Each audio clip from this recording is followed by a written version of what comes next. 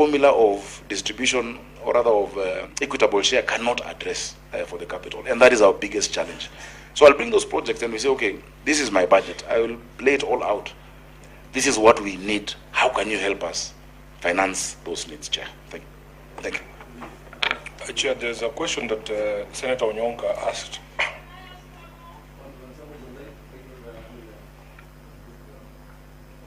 Yeah, there is a question that Onyonka asked that the governor has not responded to, but perhaps just to jog the memory of the committee and Senator Onyonka. There is a report by the County Public Accounts Committee, which was adopted by the House, that looked at the fiduciary risk exposure of all the counties.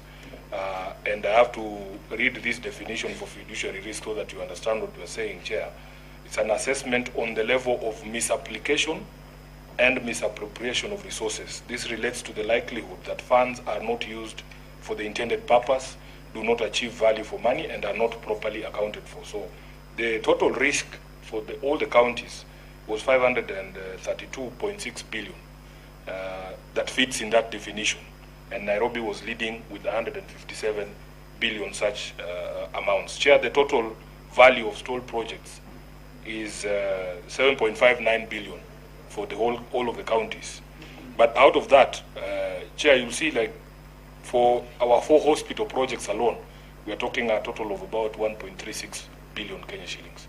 So it's a serious issue, Governor, and I wish that we would focus on that before we start looking for governors of LA to come and sign agreements with us. We need to resolve our own issues here. We finish Joseph. We don't do that, Senator. But I agree with you, and I'd love to see the report Chair. on fiduciary risk. It will be important to look at it. If you can share, please. If you have the same number, I just forward to you right now. The number is this. I think you need to have conversation on that, the two of you, and maybe you can even advise the committee to help you on that. So, as you said, the condition grant is very important to offset for this city. Chair, Mashima Paris. Chair, I wanted to make a follow-up on the, on the point that the governor was trying to say that Nairobi should be looked at a bit differently from the other counties. And a lot of what you say, Governor, and I've been listening to you very keenly, not in this setting, but in several other settings, makes sense. You know, I remember one time when you said the Nairobi is a service, oriented county, which is true, to a very large extent. But also when you say Nairobi contributes so much, let's say, like if the example you have used of power, it does. And that rural electrification bit of contributions that Nairobians do, remember, to define Nairobi is very, very difficult. Because the same Nairobians who are here are the same people who are in those rural places, and they want that power. And you are Nairobians also, a lot of people working in Nairobi are living outside Nairobi. So sometimes to define who is a Nairobian is a bit challenging. And I have always told you, Governor, whenever you are making a case for Nairobi, please make a case for the entire metropolitan area, including Kajiado. So that when we are talking about infrastructure, it should be inclusive of the neighboring counties that are accommodating a lot of Nairobians. I think that one now, we will be having a more holistic picture of our city. Then, Governor, I also wanted maybe to get your opinion on what has been proposed severally. To have Nairobi not as a county, but an administrative unit that is standalone, different from the other counties. What is your take? Because that discussion has been there. Check and answer. Maybe let Kadri ask one question. Mr. Kadri. Thank you, Your Excellency. Now, there is, we are currently, as a committee, discussing with parastatals that are holding county functions. And we had a conversation with, we had a conversation with the other day, and I wanted to know who should take responsibility for, who needs to take responsibility for floods in Nairobi. I think in another committee we have had a chat with you, and when we are discussing the issue of county roads, for instance, you actually indicated that those are quote-unquote roads that are still treated as Kura roads. What is it that can be done for the roads infrastructure in Nairobi to actually be properly invested in? And is it true from Kura, what Kura told us?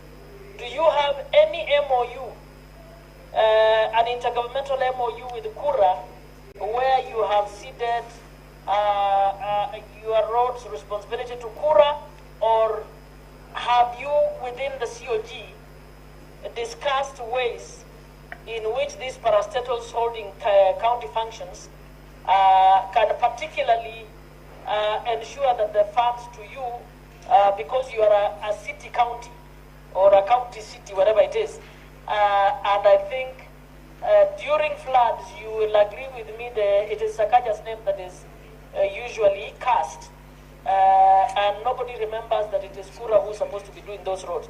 How have you shared that particular infrastructure? How are you resourcing it? What kind of conversation are you having with Kura? Okay. Mheshimiwa Governor, proceed. You can answer those questions. Thank you.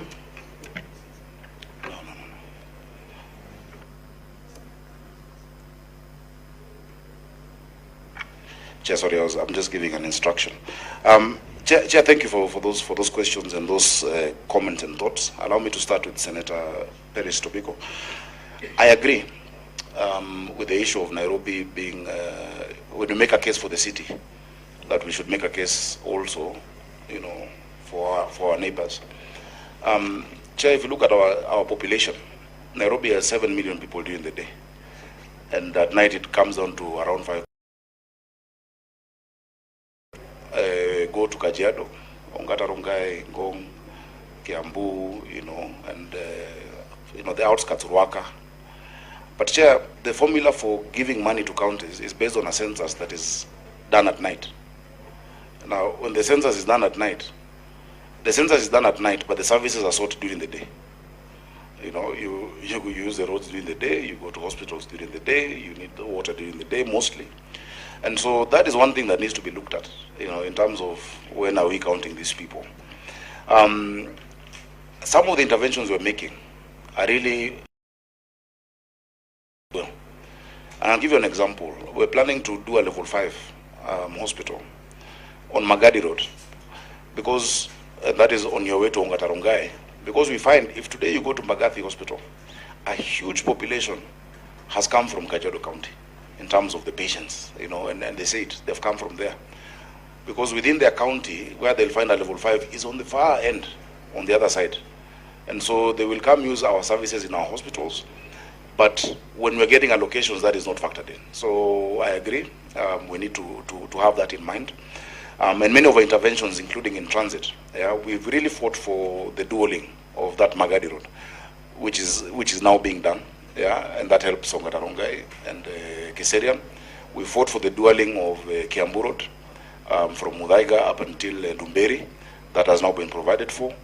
And so we look at the bigger picture, And so when we say that power amount, it is the physical bill that is in the city.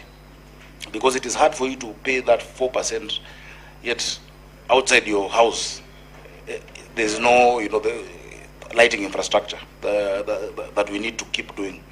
And previously I've spoken about the challenges in terms of vandalism, the challenges in terms of, needing to work with the police. On water, we've made progress when we started creating what we call the water police, together with the national government. And it really reduced theft of the water in our non-revenue water. Because a lot of it, and I give an example, along Airport North Road, when we went with them, we found what looks like a kiosk. There's a lady there who has a kiosk.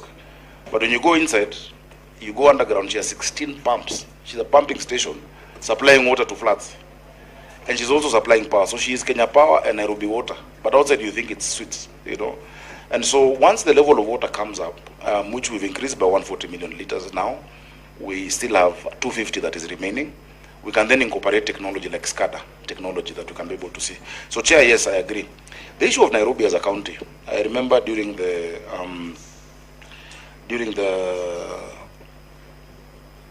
constitution making, or rather BBI, the BBI process, when there was those suggestions, I went and made a case together with my MPs that time when I was in the Senate, that world over, when the most thriving center, whether it is economical, has really grown, and you want to set an administrative capital, you move away from the city. You move from Dar es Salaam to Dodoma.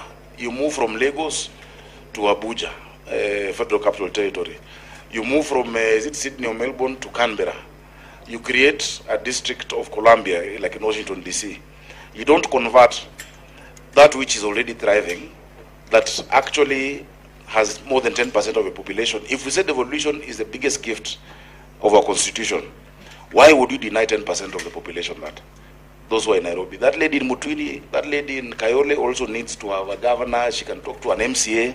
And so we hold strongly, Nairobi should remain as a county, but we should look at the financing and some of the structures of governance. We've just passed our legislation on boroughs. We've created our 6 boroughs in Nairobi, where we've brought in a number of constituencies. So the Northern Borough has a number of constituencies. Eastern Borough, I've appointed borough managers last week.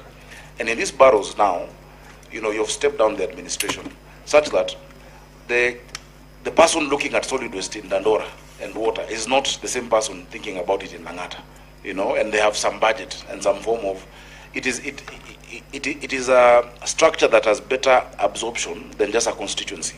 A constituency is not economically viable per se for economic absorption, but a borough with 3 of them coming together, Zimbabwe we have 17 constituencies, then is a better way of engaging and through doing public participation. So that is my position. And that is why Section 6 and the whole Urban Areas and Cities Act talks about that special relationship and additional funding. And you'll have an easier time, even when you're doing division of revenue, if you remove Nairobi from that formula. Just remove Nairobi from it, possibly in Lamu, because when you do a normal distribution curve, there'll always be 2 outliers. Nairobi on one end, Lamu on the other end. And you'll have no equity in the middle. But if you remove those 2, because of that huge discrepancy, you will see other counties actually getting closer to what they require to function. And then we finance Nairobi differently. And we finance Lamu, and I think there are 6 counties that have been getting less than 6 billion. That's a proposal that you can consider. Chair, on the issue of Senator Muma, on the issue of flooding and roads. Chair, there's something that the late former Prime Minister kept saying that I don't think people listen to. The agencies of Kura, Kena, and Kera were created before devolution. They were created when he was the Minister for Energy, because a lot of power was concentrated in the office of the Principal Secretary. And so there was a need to have these agencies to do a lot of that work. Once devolution has come in, and the court ruled, though the National Assembly went to appeal and there's a 1-year stay, there are only 2 categories of roads: national roads and county roads. If you look at the amount of money, and that's what I'm asking for, the amount of money collected nationally, the amount of money collected nationally on the fuel levy is around 119 billion. Yeah? From that 119 billion shillings, county roads are 70% of the roads in Kenya. But you want to give all counties 3 billion. You've securitized is 25 shillings per liter. You've securitized 7 shillings. You've got an additional money. If counties are actually 70% of all the roads in the country, the amount of money going to counties for roads, 70% of 119 billion, should be around 83 billion. Now from that 83 billion shillings, what we will get as Nairobi will be able to finance it. So Senator Muma, many of these, if you list the roads that flood in the city, it is under Kenya, it is not Nairobi. Mombasa Road, Uhuru Highway is a flooding hotspot. It is under Kenya. Ojijo Road, Kipande Road is still under that agency. We've had to go tell them, please sort this out, because on Kipande Road you have a 1.2 meter drain draining into 0.6 perennial flooding. When they sort it out, it stops flooding. Jogo Road, the whole of Jogo Road, including the trash there, is Kura. Juja Road, Agwins Kodek, all the roads you use. But the blame comes squarely to the county. So I can even share correspondence that I've done. I've listed roads that have been having that problem and told the Minister for Roads, please sort this out, or let us come up with a program together. We've costed one at 1.5 billion to sort out the entire issue of drainage and where new roads should be done. But there are roads under their current mandate. So either sort it out or give us our share of that money to sort out those roads. And the Senate really needs to come out strongly. Excuse me, Chair. Have you finished? Because it was an addendum. Okay, you finished now. Yeah. So the challenge that we currently have, there is no agreement. Senator Mu asked if we have a current intergovernmental agreement with Kura or Kera on classification. Classification of roads was done by KRB. That classification is what has been ruled to be unconstitutional. So county roads should be classified as county roads. If you look at the resources, then because people drive on all the on these roads and they buy fuel, that fuel is what is contributing to 120 billion of fuel levy. Why don't counties then get 70% of that 119 billion? That is a case that we need to make, and I think the Senate is best placed to make that case. For now, the allocation we've gotten on road maintenance levy is 120 million shillings. But if it was based on the 83B, yeah, if you look at even the formula for allocation, Nairobi would be getting possibly close to 10, close to 10 billion of that, and that would sort out completely all the issue of portals, drainage, all the issues of the walkways which we keep trying to do, that we're increasing, because that is what a capital city needs to look at. So it's a struggle. Despite all that, we're putting money onto roads. We are working with the current situation. Currently as we speak, there's 2 billion worth of roads that we're implementing with Kura in Nairobi. We've asked for another 1.5 B. 587 is sorting out the issue where there are still drainage hotspots. The other 1B is doing further repairs. Across the city, if you go today, you will see a lot of roadworks. It has come out through that program, and we'll continue doing it. But fundamentally, that question that Baba was raising, that 1 year break that has been kept by the court, I think we need to come out strongly on the road maintenance levy fund. Chair, I can leave it at that for now, kindly, and then we can go on to the other. You guide. Yoka. Okay, Mheshimiwa. Okay, thank you. Thank you, Chair. I was just keenly listening.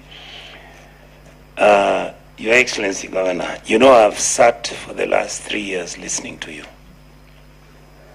And every single thing you said today, you've said it before.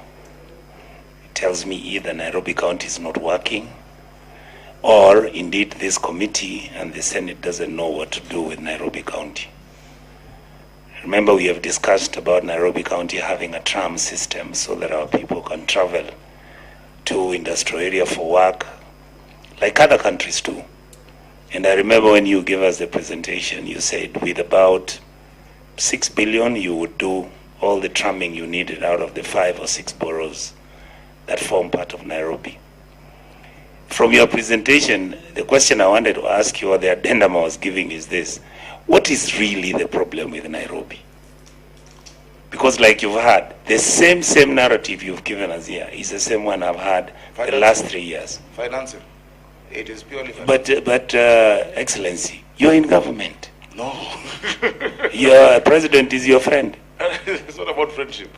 It's about structures of governance. Okay, what are the structures? Because I've never heard you say the structures are broken like we do. So tell me, what structures do you think are broken? That is number one, I've said, the financing model. Yeah, Chair, maybe just allow the governor to take some questions. Thank you very much, Chair, and thank you, Senator, for saving me from Ononga. Governor, you have articulated very well about the issue of the roads. What is difficult with discussing it in the summit? I know you are a very articulate person from when you are a senator. Why are you not fighting for it in the summit? I agree that senators should be part of this journey. But we have had occasions when we are fighting for something and the governors pull back and they just put us in a very embarrassing situation. What is difficult with fighting that functions, money must follow functions, and that the roads actually don't belong to national accepted trunk roads? Tell us that so that we can be able to fight for you better.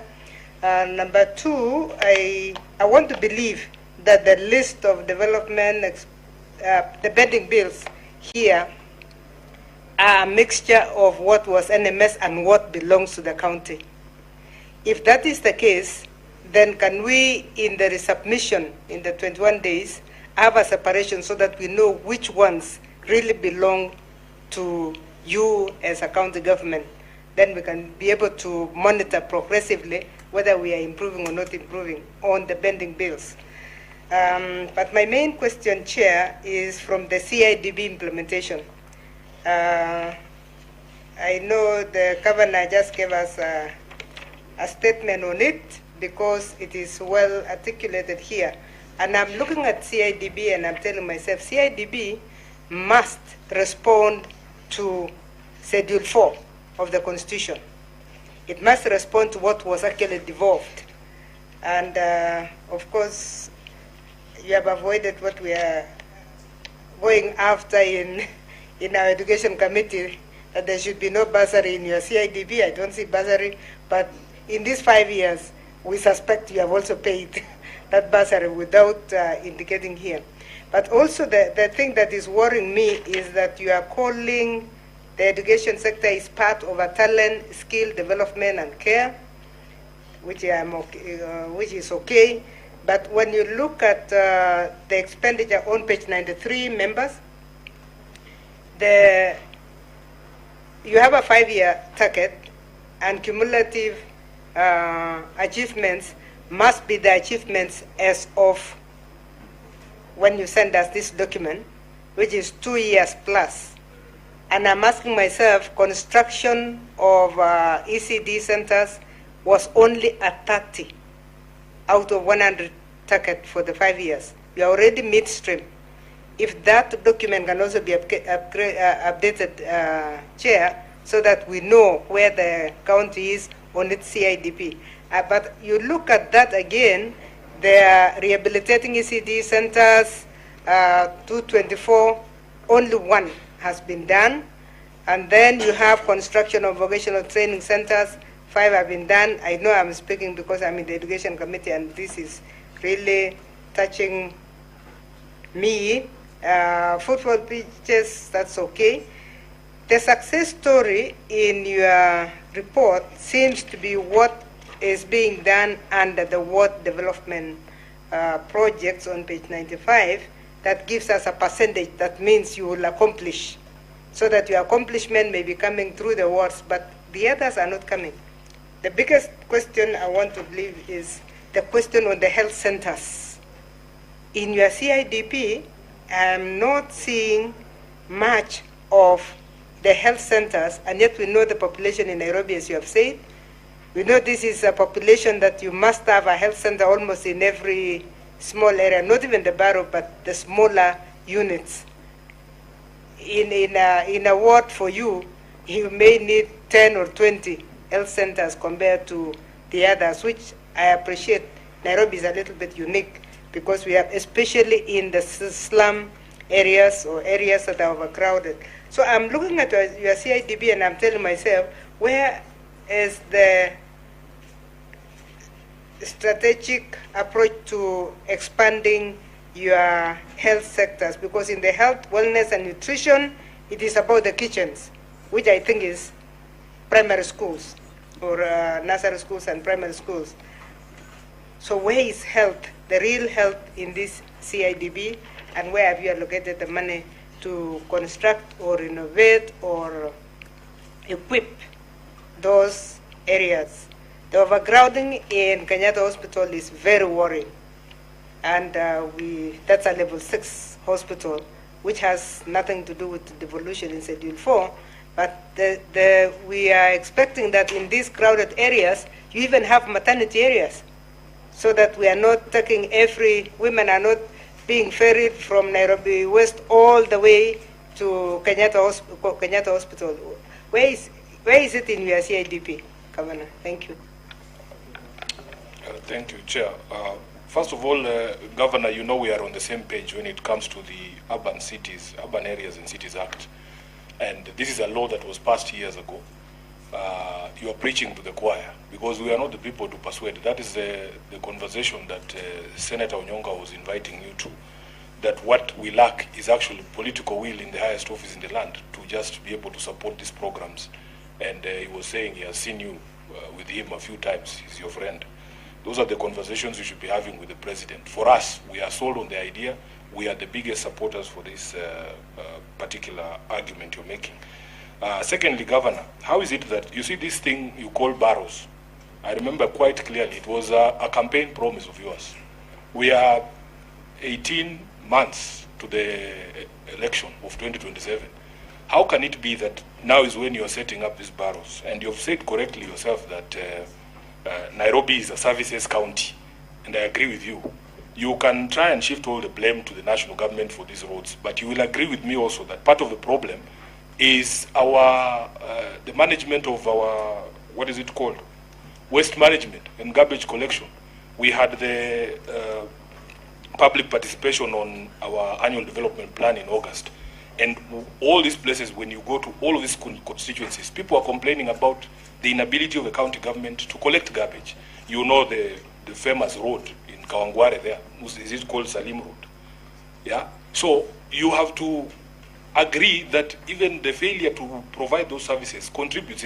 Garbage in our drainage is actually one of the contributing factors for the blockage there, and then the subsequent flooding. So, and then year on year, Chair, you will agree that the revenue due to Nairobi and that the shareable revenue has been growing, Governor. So the expectation would be from those of us in the Senate is that these new additional resources that we push to you every year, we should see some changes in just one thing, even if it's just that garbage collection alone. So we are doing our part in terms of pushing resources, the envelope for devolution. I think we added almost, was it 30 billion? We are fighting for you on the RMLF front, but also you have to come through as a county government to demonstrate that when these additional resources come, there has to be significant changes in the service delivery to the people of Nairobi. I thank you, Chair.